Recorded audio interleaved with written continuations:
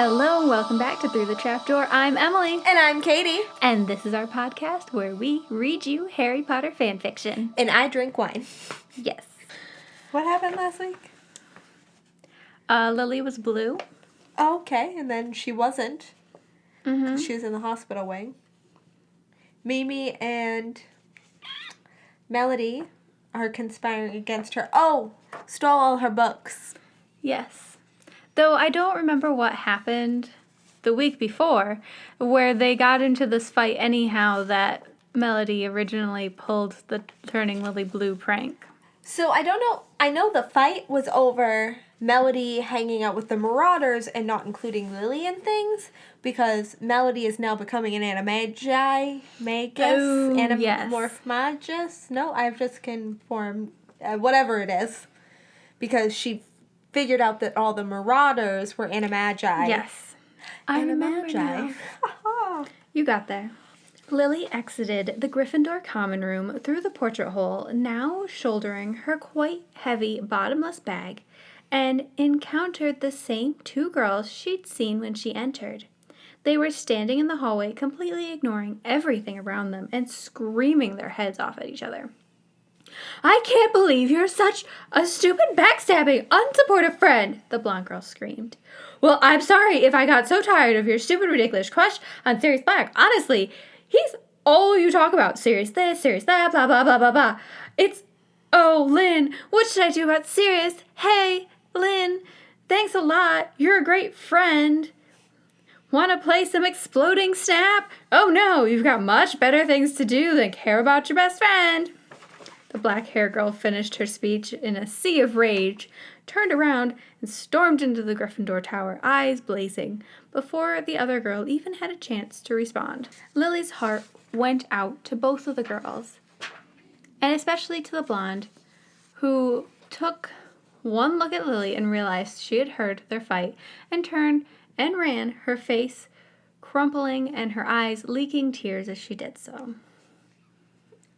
It's a moment like this that makes me really appreciate the fact that we were both with our now husbands when we met.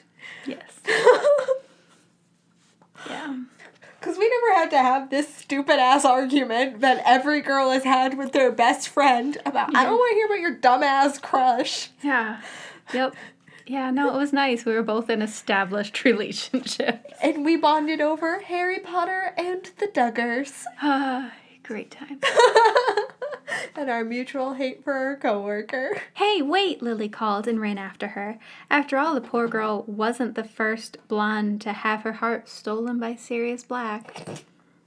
The girl stopped and looked back just as Lily rounded the corner. She looked thoroughly embarrassed. I mean, fair. "What do you want?" she asked, sniffling and wiping away tears. "You're not going to tell anyone, are you?" she asked, eyes wide. "No," Lily said, shaking her head. It looks like you're having a rough time with your friend, that is. Did you, want to talk about it?" she asked awkwardly, unsure why she had decided to approach this girl. The girl looked at her suspiciously. Same. Like, seriously same. "You're not in Gryffindor," she said abruptly. Lily blinked in surprise. No," she replied. "Why did you go into our common room?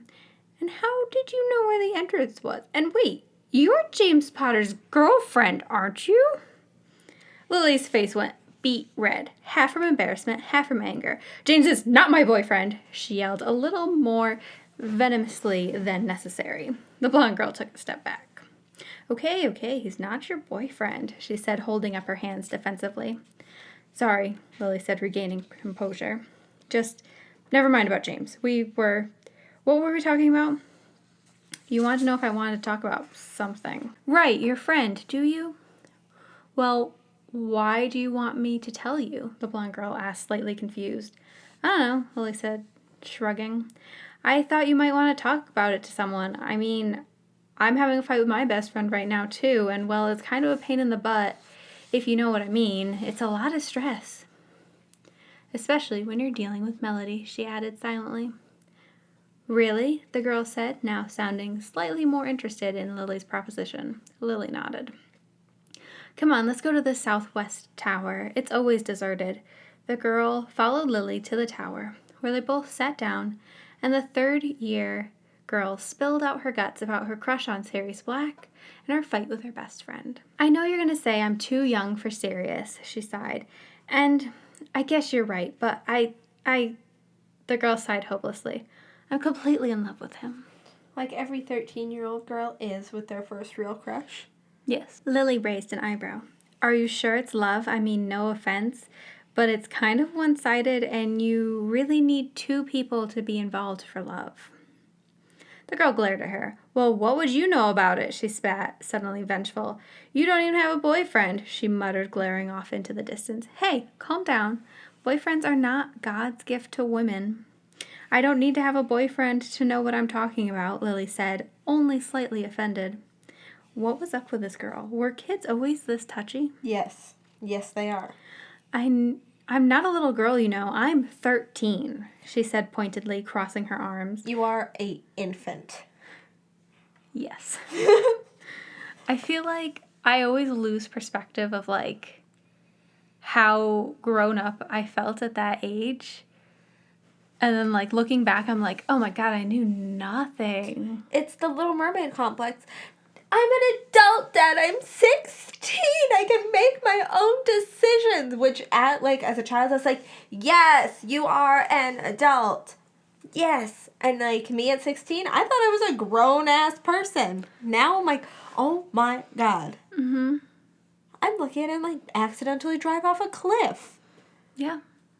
I was an infant. Sometimes I still feel like a child. Same.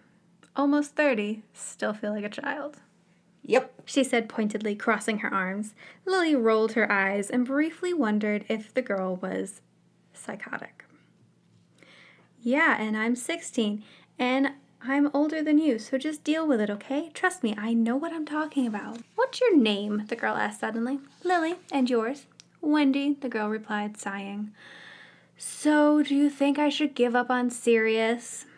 She looked completely miserable. Lily nodded and smiled ruefully. There are other guys in the universe, she pointed out. I suppose. And don't forget to apologize to Lynn. Wendy screwed up her face. Great, I hate apologizing. I mean, also same. Yes. Lily smiled. You're not the only one. So what about you? Why are you fighting with your best friend? Lily fingered her bottomless bag, deciding that it would be better if she didn't talk about it right now before Wendy caught her red-handed. Never mind that, she said hastily, standing. Wendy stood too, looking at her accusingly. What are you hiding in that bag? That's not really important right now, Lily said, shouldering the bag. What is important is that you apologize to Lynn before your fight gets blown way out of proportion. She pushed Wendy along as they exited the tower. Wendy glared at her as they reached the bottom of the stairs. Well, at least tell me one thing. When did you get over your crush on Sirius? Lily raised her eyebrows. What makes you think I ever had a crush on Sirius? She asked, bewildered. Well, why else would you talk to me about it? And it seems like you know a lot about Sirius. Lily shook her head. You have the complete wrong idea. I never had a crush on Sirius. Oh, Wendy said knowingly. So you still like him then? So is that what this was all about? You were trying to get me to forget about him so you can make a move on him guilt-free. I see what you're up to. Lily smacked herself in the head. Look, I do not like Sirius. I have never liked Sirius. Wendy looked at Lily sideways, as though she still didn't believe her. So your friend does then? Lily sighed, exasperated. Yes, if you must know, one of my friends does like Sirius, okay? Ah, so that's the friend you were arguing with. Yes, the same one. And you were fighting about her crush on Sirius, right? Sure, why not? Well, you should definitely apologize to her, Wendy said, nodding knowingly. Lily felt very much like patting her on the head and shooing her away. Thanks for the advice, kid. I'll keep that in mind. I'm not a kid. I am a teenager. 13. Did you hear that, teen? Lily sighed again. Look, I have to study. Come find me if you ever need to talk again, okay? I can be like your mentor or something. Will you help me with my homework? She asked eagerly, noting Lily's shiny prefect badge. Sure, why not? Lily muttered. Okay, bye, Lily, Wendy called, running off towards the Gryffindor tower. Lily shook her head and began making her way back to her own common room. I feel like this is going to not end well for Lily. I agree. Melody stared at Sirius for a moment, then suddenly took her hands from his. I have to go, she said, her cheeks growing hot. Melody, Sirius said weakly as she turned to go. Melody, however, ignored him and took a quick, sure strides towards the door. Sirius, thinking quickly, or perhaps not thinking at all, leapt over the table and caught her arm just as she reached the door. Melody looked up at him, her heart pounding ridiculously hard in her chest. They stared at each other for a moment, and then Melody turned to leave once more. But before she knew what was happening, Sirius had whirled her around again, lowered his mouth to hers. Melody closed her eyes and allowed Sirius to kiss her, but for some reason, something inside of her told her not to kiss him back. Memories flashed through her mind, memories of last summer, of a certain man. She broke away, suddenly feeling sick. I was just going to say the same thing, and I'm like, a man? I got so excited turning the page that I've just breezed over that real quick. Someone from her vacation in Venezuela. Got so many pages, I hope it comes up. I'd better come up. I mean, we also have 20 more chapters that it might come up in. We got some time. I'm sorry, Sirius said immediately. No, Melody said softly, shaking her head. It's not you, it's... She stopped, knowing that it wasn't quite her either. You? Not the right time? Someone else? What? Sirius asked bitterly. Melody frowned as the feeling of nausea went away. Forgetting that, just forget it. Nothing, she said, slightly surprised. She threw her arms around Sirius's neck and kissed him furiously. Sirius froze for a moment, taken aback, but then quickly attuned himself to the kiss and slipped his arms around her waist. Neither of them had any idea how long the kiss lasted, but it was long enough for James, Peter, and Remus to walk in on them. And then James was saying, but was cut off abruptly by the sight of his best friend caught up in a very passionate kiss with the girl that they were supposed to be teaching how to be an animagus. Okay, Peter said, I vote we... Shit, Melody yelled, having broken out of the kiss, but Sirius's arms were still around her, and both of their faces had gone very red. Remus said, looking scandalized. Maybe we should do the animagus lesson later, Lily said, twisting out of Sirius's arms and running out of the door. After she had gone, all the Marauders turned, very slowly, to look at Sirius, who looked guilty and embarrassed. Not two things that Sirius would look. Not even a little bit. He'd look smug and happy. Yep. Especially kissing Melody. Yeah. He would 100% look smug and happy. Yep. He'd have a shit-eating grin on his face. Sirius said before the other three Marauders exploded and jumped on him with shouts of, Way to go, Padfoot!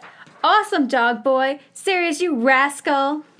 Then James, Peter, and Remus stepped back and took a look at the now disheveled Sirius with pride. He's all grown up, James cried, wiping away a fake tear, which made Sirius laugh. My little boy, Peter cried, clasping his hands together, which made Sirius scowl. Remus, instead of saying anything, burst into ridiculously fake sobs and ran to Sirius's side, fake sobbing into his shoulder, which made Sirius push him to the ground and begin dusting off his robes. Okay, weird, but whatever. I love it. Melody spent the remainder of the night studying and stumbled into class the next day without even bothering to change her robes, or for that matter, her shoes. Melody normally changed her shoes at least once a day. As usual, she had forgotten her book, but in this class, it didn't matter. Nobody paid attention to history and magic anyway. She spent half of the class with her head on her desk and the other half giggling at Sirius's dead-on impression of Professor Binns. During the time that she had her head on her desk, James was complaining to Sirius about the fact that Lily couldn't find any of her books. Has she not figured it out yet? Melody wondered curiously. And she was now borrowing James's for the classes where she couldn't share a book with a fellow Ravenclaw. This, consequently, made Melody think of the potions class yesterday, and she frowned, making a mental note to talk to Sirius about it. She was not about to be replaced by Lily Evans. So be with Sirius and let Lily and James share a damn potion book. I know. Also, that she shared with James to begin with, so... Yeah, calm down. And I don't know why James was complaining about this, because I'm sure that he actually loves it. Right, it's more time with the person he's clearly in love with. Lily found Wendy the next day and told her that if Melody Caldwell was in any way upset about anything missing, she should owl Lily right away. Unfortunately for Lily, Melody didn't go back to the Gryffindor Tower that day at all until well past midnight, and it was several more days before Lily received any kind of owl at all. At breakfast on October 9th, Lily received an owl and ran out of the Great Hall in a fit of giggles, passing Melody as she went. Melody, in turn, stormed in and began yelling loudly to anyone who would listen about her missing shoes. Quidditch practice began that same week, and practices weren't fun for the Gryffindors, mainly due to the fact that Melody was still steaming about her missing shoes and kept hitting bludgers towards all of her teammates, envisioning that they were Lily and wishing desperately that Lily were on the Ravenclaw team so she could whack her in the head with a bludger. Sirius had an especially hard time at practices, as he was in charge of making sure none of his teammates got bludgeoned to death by one of Melody's ill-hit bludgers. "Melody!" James yelled at one practice, after nearly having been decapitated by a bludger she had hit in his direction. "What?" Melody demanded from below him, annoyed as she hit another bludger towards Mundungus Fletcher, one of their chasers. Dong! "Would you please stop trying to kill us all with the bludgers?" Melody glared at him, but just as she was about to hit another bludger in his direction, her club was snatched out of her hand, and she turned to see the face of a very impatient Arabella Figg glaring at her. Arabella would be significantly older than all of them. Also, she's a squib. She's a squib. Arabella was a chaser and a fellow 6th year, and normally a rather good friend of Melody's, but at the moment she looked royally pissed off. "Melody," she said sternly, holding the club out of reach as Melody grabbed for it, "we all know that you're mad at Lily, but you're acting like a 3-year-old. The remainder of the team, who were, besides James, Sirius, Mundungus, 5th year keeper Andrew Brown, and 7th year Harrietta Fitch, formed a circle around Melody and Arabella. "Calm down, or you're not getting your club back," Arabella continued. Melody glared at her for a minute, but then realized that the entire team was staring at her. Little pink spots appeared in her cheeks as she realized what she'd been doing. "Sorry," she mumbled, looking at the ground. Look out!" she cried, suddenly seizing her club back and whacking a bulger away from Arabella's head. With that, the team resumed practice, and the Quidditch pitch returned to its normal state of chaos. "Lo, James," Lily said easily as James came up to greet her. They were meeting by the statue of Boris the Bewildered, as they'd been doing for the past week. "Thanks," she said, as he handed her his Transfiguration book. Lo. I feel like that was a thing that Hagrid used to say to Harry as well. Okay. I think it's just hard because I listened to the books. I didn't read them. So some of those things I don't pick up on. I'm pretty sure that Hagrid talked to Harry and just said "lo" a couple times. All right. I still don't see why you don't just ask Melody for your books back, or why she didn't take them while she was there taking her shoes. Yeah. Although we don't know where Melody put all the books. We just know she took them. True. I mean, you have her shoes now. You might as well just call it square. Lily sighed. "You, of all people, should understand.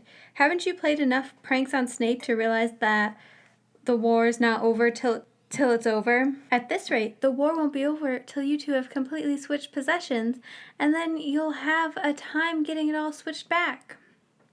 Lily giggled. I don't think that she's going to try to steal anything else of mine. Not after I took her precious shoes. She frowned. Bet she wasn't expecting that. Judging by the way she went off screaming no, I'd have to admit I was impressed. And I didn't think you had it in you. Lily raised an eyebrow at him. Oh, really? She asked, sounding defensive. Are you suggesting I have no spirit in me, James? No mischievousness? Not with those long, flowing words out of your mouth, you don't. James said, grinning. Lily rolled her eyes. Honestly, James, sometimes you act as though you were stupid. And who's to say I'm not? Dumbledore, apparently, she said, flicking his prefect's badge. James sighed. Don't mention it, he said, as though the mere thought of it was painful. I'm still ashamed. He hung his head in mock embarrassment. Lily smiled. Getting back to the point, you didn't think I could do it, did you? Well, no, not more than once anyway. Lily was slightly offended. Don't presume to judge me so quickly, James, she said, stiffening. James blinked in surprise. Well, come on, Lily, you're always reading, and I don't think anyone expected you to. To have a spot of playfulness in me? To come up with a prank? To take my nose out of books long enough to have some fun? I'll have you know, James Potter, I have as good a troublemaking mind as any of you, Lily snapped, flushing bright red. Lily, come on, I didn't mean anything by it. Oh, you didn't mean anything by it, did you? Ready to take it all back, then, are you? Well, I won't have it. I'm sick of people making up their minds about who I am before they've even gotten to know me, including you. She pointed a finger accusingly at James. However, she wasn't trying to be scary.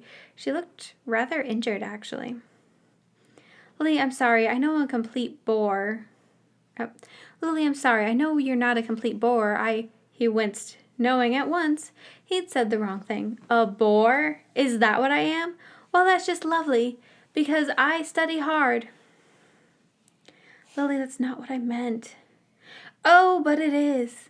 And I can't exactly blame you. I mean, after all, I do study a bit, and it's not like that's all I think about. I mean, really, no one expects me to do anything else, do they?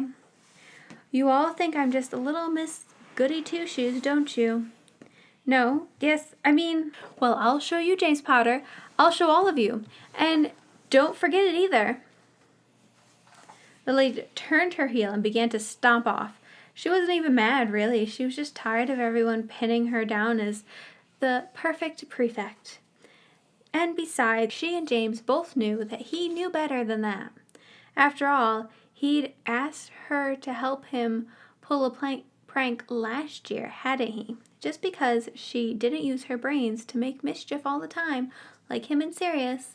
Well, she had plenty of good ideas now. A few feet down the hallway, she stopped and thought of something. James, she called and turned around. James, who had only gone a few feet in the opposite direction, turned to look at her. What now, going to lecture me on how you tortured your poor sister Petunia before you came to Hogwarts? He asked jokingly. Oh, never mind that. When's the first Quidditch game? She asked. Sometime after Halloween, I think. I'm not really sure yet. We only started practice last week. Who's playing? Gryffindor and Hufflepuff. Why? You'll see, Lily said happily and turned to begin walking down the corridor. The light expression on her face quickly turned thoughtful. This was going to take a lot of planning. Melody walked into Transfiguration later that day with Remus and Peter, talking loudly as usual. It was funny how much better she and Peter had gotten along ever since the Marauders had started trading her to become an animagus. James and Sirius came running in a few minutes later, nearly late for class. As always, and they were nearly to their seats when the bell rang. James plopped into a seat, panting, but Sirius was staring transfixed at something hovering near the ceiling.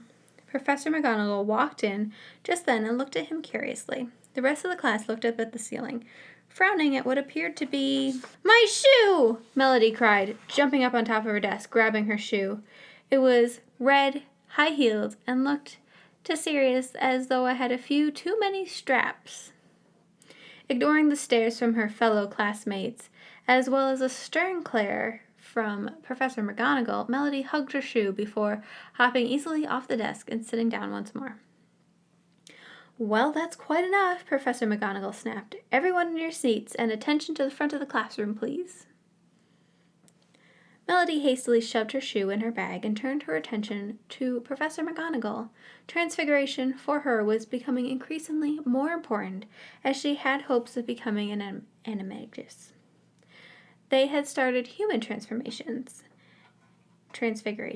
and she was becoming quite good at them. However, Professor McGonagall did not begin lecturing them on human transfigurations. In fact, she wasn't speaking to them on the subject of transfiguration at all. "It is my duty as your head of house," she was saying, "to inform you of the wonderful opportunity. As many of you already know, every few years the Aurors in the Ministry of Magic go on a marvelous recruiting campaign to bring in more Aurors into their service. The Aurors have already extended a most unique invitation year's 7th year Hogwarts students. The Aurors have invited next year's head boy and girl, as well as 6 additional students of Professor Dumbledore's choosing, to an Auror training camp, so to speak. Anyone seriously interested in becoming an Auror should see me after class." At this, the classroom exploded into a buzz of questions, conversations, and exclamations of excitement. Quiet down," Professor McGonagall said sternly. "That's quite enough. We can worry about this after class. Now on to Transfiguration." Throughout the next few weeks, Lily, Melody, and the Marauders fell into an odd routine. Lily and James met up at the statue of Boris the Bewildered at strategic times throughout the day to swap books, so Lily wouldn't fall behind in her classes. Every night, Lily would meet with Susie and Gertrude in the library to do her homework. Melody sat with Remus, Peter, and Arabella during potions. Lily sat with Sirius, James, and Mundungus Fletcher. It became a normal part of the day for Melody to find one or more of her shoes floating around a classroom, stuck to a wall in the hallway, or being delivered to her by an owl during breakfast, or tap dancing across the grounds. The Hufflepuff and Quidditch teams were training hard for the first match of the season, which was to be held on November 8th. Lily was also working hard. She had a brilliant plan, and she let Matt, Susie, and Gertrude in on it. Together, they figured out a way to make it happen. Halloween approached swiftly. Lily was still having her silent fight with Melody and Mimi. That is, she wasn't talking to them. Lily had commissioned her third-year friend, Wendy, whom she was glad to heard had apologized to her friend Lynn, to keep an eye out for any suspicious behavior, well, more suspicious than usual, from the Marauders, although she knew perfectly well that all suspicious plans would likely be discussed in MHQ rather than the Gryffindor Common Room. Although Lily was still mad at the two of them, her anger was ebbing, and their war had sort of come to a standstill, despite the fact that Melody's shoes kept popping up all over the place. Nevertheless, the Halloween feast was, as always, very enjoyable. The Ravenclaw 6 years mostly chatted about the Auror training camp. Those who were interested, everyone, naturally, had stayed after class one day last week to learn more details about the program from Professor Flitwick. Anyone interested would have to go to a couple meetings before Dumbledore chose which 6 students, in addition to head boy and girl, were qualified to go. There was a small chance, of course, that either the head boy or girl would decline the invitation to go, but the students felt that there was very little chance, so it wasn't even worth mentioning. Every 6th year in school wanted to go, but everyone was sure Professor Dumbledore would only pick prefects for something of this magnitude. Everyone teased Lily about how she didn't even need to bother going to the meetings and that she would be head girl next year and would get to go anyway. But Lily, still adamantly holding on to her belief that she would only remain a prefect next year. The 7th years were quite miffed that they hadn't been extended this invitation as well, and frowned every time they heard 6 years talking about it. But the 5th years were excited to hear this and thinking that they might have a chance to go if they were 7th years. The Halloween feast flew by in a flash for Lily, who very much enjoyed all of the festivities, especially the fact that she had managed to put one of Melody's shoes in each of the 12 giant pumpkins situated around the Great Hall. The end of the night was marked by a lovely, highly embarrassing peck on the lips from James as they met up and parted ways at the door of the Great Hall. It's not embarrassing. He is your boyfriend. I know you don't want to admit it, but you guys are in love. You're really in love. Just accept it. Mm-hmm. Stop slapping him and enjoy the smooches. Just kiss him. Lily got out of bed very early on the morning of November 8th, even earlier than James, which was hard to believe. He was normally up at 5 a.m. on the mornings of Quidditch games, and could be found in the Gryffindor common room prodding little figurines of Quidditch players around the model of the Quidditch pitch with his wand, muttering to himself. He was, after all, the Gryffindor team captain. That as it may be, Lily was up even earlier than he and sneaked down to the Quidditch pitch and back before anyone had gotten up for breakfast. Peeves had nearly caught her. Once, she had rounded a corner to find him quite occupied with turning all the heads of suits of armor backwards so that they were pointed to the walls. And she had to duck back into her corridor and find another way to get out of the castle. But even so, she was back in the Ravenclaw common room now, safe and sound, and quite impatiently awaiting the start of the Quidditch match. She awoke Susie and Matt promptly at 7 as they were among the first in the Great Hall for breakfast. They greeted a very sleepy Alice, grabbed some toast from their respective house tables, and hurried outside. Lily, clutching her bottomless bag and nervously looking round to make sure no one was following or watching them. They hurried to the equipment locker where all the players' brooms were kept, and made quick work of their task. Matt was the most helpful here. He knew which brooms belonged to the Hufflepuff and Gryffindor players, and made sure they weren't tampering with Ravenclaw or Slytherin brooms.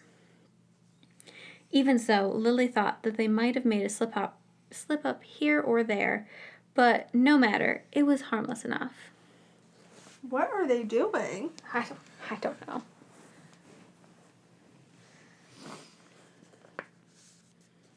Once they were done, they sneaked back out of the equipment locker and back into the castle, trying to look as innocent as possible. As they walked back into the Great Hall, which was much fuller than when they had exited, Albus Dumbledore, who had been watching all of them from his office, decided to go to the Quidditch match. Dumbledore always knows what's going on.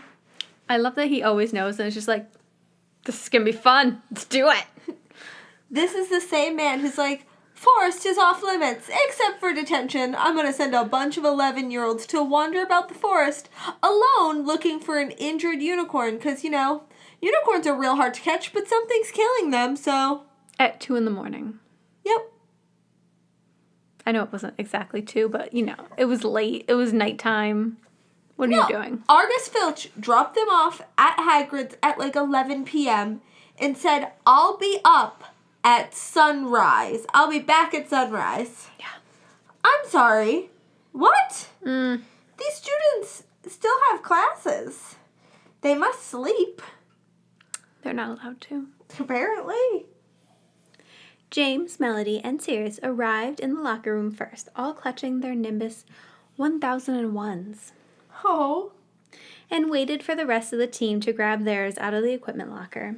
The Gryffindor team had rotten luck with their brooms the last few years. Mundungus Fletchers had been brutally beaten by the Whomping Willow just yesterday during a game of Touch the Trunk. Arabella's good-for-nothing Uncle Marvin had put hers up as a bet in a poker game and lost. Harrietta's parents were muggles and consequently didn't understand the need for a racing broom. They were all currently using school brooms. Andrew had his own broom. However, it was an old Tinderblast, and he didn't feel it was valuable enough to bother keeping in his room when he could just easily keep it with the equipment locker. Arabella, Mundungus, Harrietta, and Andrew all filed into the locker room, and each of them dropped 2 pairs of shoes in Melody's lap, looking quite unhappy. "My shoes!" Melody cried. She had over half of them back now. "Where did you find them?" "On our brooms," her 4 teammates snapped in unison, looking quite unhappy. Melody gasped suddenly. "You don't think," she began. "The Hufflepuffs!" But her teammates nodded, and Melody went bright red and ran off to her locker room, sprinting over to the Hufflepuffs and banging on the door to get her shoes back. James had to give the team their pep talk while she was gone, as it was nearly time for the game to begin. And Melody, who came back looking murderous, was even more upset when she found this out, and there was no time to pummel James with her bludger club. However, it was 1 minute till the game, and they had to walk up to the pitch. "I can't believe her," Melody cried as they reached the pitch. "I mean, shoes are one thing, but interfering with Quidditch is just going too far." She looked at the stands and located Lily, who proceeded to glare at until the redhead noticed. Lily laughed when she saw Melody's face and waved sarcastically, accompanying the wave with a cheesy smile. Melody didn't hear Madam Hooch say, "Mount your brooms," and therefore was still standing and glaring at Lily when she blew the whistle, and 13 other players kicked off around her. She swore under her breath, going even redder, and kicked off almost too hard, but compensated for her mistake by whacking a bludger away from Mundungus and towards the youngest Hufflepuff chaser, who panicked, swerved, dropped the quaffle, which Harrietta snatched up right away.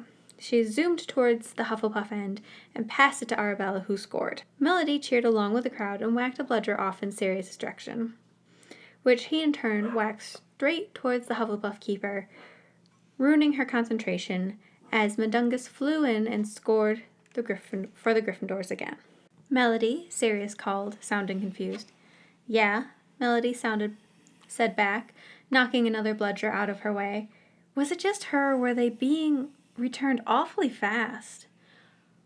"Are there 4 bludgers on the field?" Melody blinked and looked around, frozen in midair for a moment, counting. "What?" she cried. Sirius was right. There were 4. And what were all those floating things on the Hufflepuff end? "Melody! Sirius!" The shout came from above them. James was being singled out, it appeared, by yet another bludger. Sirius zoomed up to cover him, and Melody zoomed around the lower field, knocking 3 bludgers away in a row. Something funny happened to the 3rd bludger, though it exploded. Melody shrieked and zoomed off as it blasted apart, but was encountered in midair by... "My shoe!" she screeched. The bludger had exploded into several pairs of her shoes. "Sirius, these extra bludgers are my shoes!" she cried as he knocked another shoe bludger apart. "No!" she shrieked as they went flying. "You're going to dent them!" I think it's fine. "Well, what would you have me do?" Sirius demanded. "Let our chasers be pummeled? Will the Hufflepuffs score? We're 10 points down, you know." "What?" Melody shrieked, knocking away a bludger, a real one this time, and glaring at the Hufflepuff team. "You heard me!" Sirius yelled, zooming off to cover Harrietta. Melody sighed and tried to ignore her shoes as she went off to cover Arabella, who was again being attacked by more than one bludger. The pitch was getting more and more congested. The more shoe bludgers the 4 beaters knocked apart, the more shoes were flying around. Melody discovered, however, that if she knocked the shoes with her club, they would fall to the ground instantly. She put herself on double duty and proceeded to knock as many bludgers out of the way and shoes out of the sky as she could before. And there goes Potter in another one of his magnificent dives, at an angle steeper than the Titanic, right before it broke in half. Carlton tries to follow, but it's like the Americans against Brazil at the World Cup. There's no hope. And yes, ladies and gentlemen, Potter has the snitch. Gryffindor wins 200 points to 60. The Gryffindor supporters erupted into cheers, and the Gryffindor Quidditch team swooped down on James to congratulate him, ignoring the enormous quantity of shoes raining down on their heads. James looked at the snitch quite oddly, as if he couldn't believe what he was seeing. "What's wrong?" Arabella asked, frowning at their seeker. The snitch," James gasped, staring in disbelief. "It's a giant milk dud!" I love that. "You know what?" Lily said to Matt, Susie, and Alice, who were very miffed that the Hufflepuff team had lost as they left the stands. "I think I'm really beginning to like Quidditch." Melody met up with Mimi after the match, shaking her head in disbelief. "I can't believe she did that," Melody exclaimed. "That Quidditch game was ridiculous." I mean, fair. I feel like my favorite part is that it's very canon that something like that would happen and no one would bother stopping the match or questioning why there were more bludgers than there were supposed to be or why there were shoes. They'd just be like, this seems right. Harry fell off his broom because of Dementors, and they didn't stop the game. Or how about when his arm got broken by the bludger that was clearly chasing just him? To be fair, a broken arm by a bludger is probably the least terrible thing to happen in a Quidditch game. But that bludger was clearly just following him. Oh, very true. But his broom was bewitched in one Quidditch game. Yep. And nobody did anything at all. I did say it was very canon that nobody did anything. People did shit when Crabbe, Goyle, and Malfoy pretended to be Dementors, though, and came out onto the field. McGonagall straight up reprimanded them. I feel like that's a little bit different, though. Right, because that's like another team interfering. "Tell me about it," Mimi said, rolling her eyes. But Melody conceded it was a pretty good prank. Mimi grinned. "It was hilarious." "Were you laughing at me?" Melody demanded. "Who, me? Of course not," Mimi lied, but she started giggling hopelessly. Melody actually smiled. "You know what, though? I think it's time we gave Lily her books back, and that we apologize." "As long as she apologizes to us, too," Mimi said. "She did overreact a little bit, don't you think?" "Well, duh, she's Lily." "But speaking of apologizing, do you think that she's still going to want to know whatever secret it is that you're hiding?" Melody bit her lip, mulling it over. "Probably," she sighed, "but then again, maybe it's time she knew. What about me? What about you?" Mimi's jaw dropped. "You, just kidding," Melody said quickly, holding up her hands in surrender and grinning. Mimi rolled her eyes but smiled back. Melody dashed up to the Gryffindor common room to grab all of Lily's books, and then Mimi led the way to the Ravenclaw common room. Both witches entered. Lily was in the corner, talking happily with Matt and Susie. Melody and Mimi approached them slowly. Lily saw them and broke away from her two other friends to meet them. "Well?" Lily prompted, raising an eyebrow, looking testy. Melody sighed.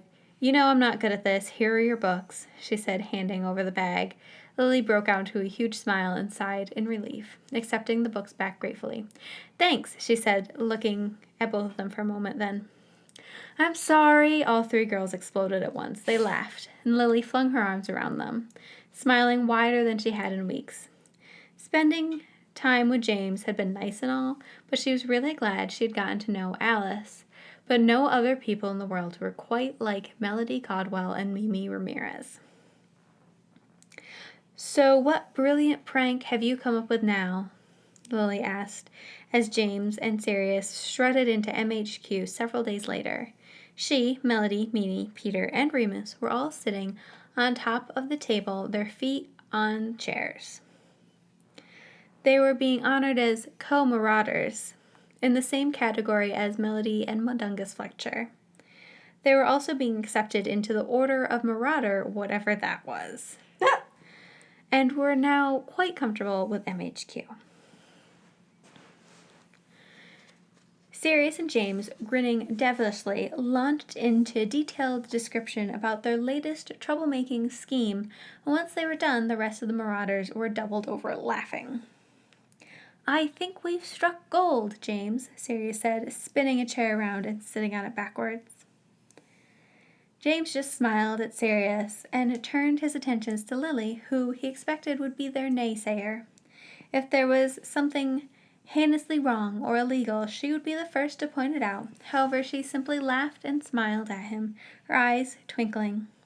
He gave her a doughy, lopsided grin, which caused the rest of the Marauders to roll their eyes and return to business. The next step in their prank was to decide who was going to do what, and the room fell into a tense silence for a few minutes as everyone thought. James sat down in a chair next to Sirius and screwed up his face in concentration. After about 5 minutes of this, Sirius looked around the room, bored.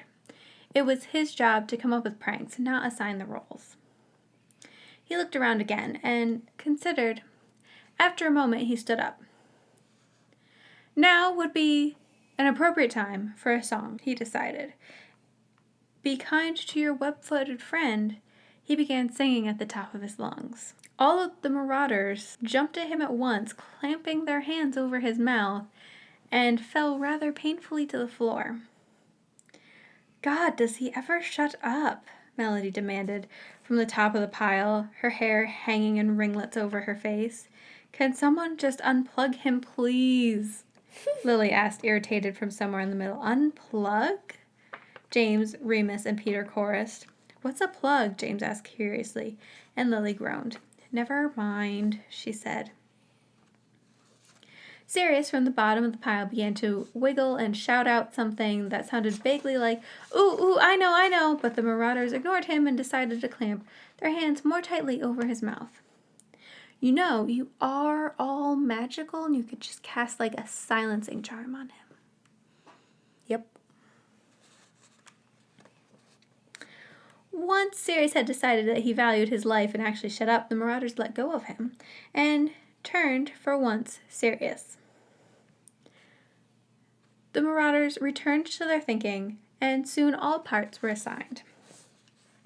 The next day, the Marauders were shown the fruits of their labor as very colorful, very angry, and very afro-ish Severus Snape burst into the Great Hall, and most of them were promptly awarded by a handful of detentions each. For some reason, Lily was spared. Lily marched up to James after breakfast and demanded to know why Professor Thorne had not given her detention.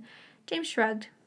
I guess we forgot, he lied. The truth was he hadn't actually wanted Lily to get in trouble.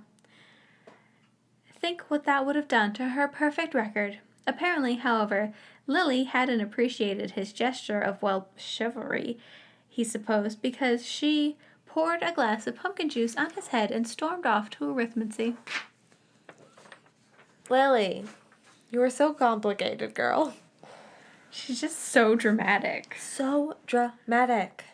It's probably just because I'm not a teenager anymore, but I do not get it. Honestly, same. So, like, what was it, 2-3 days ago? I texted you.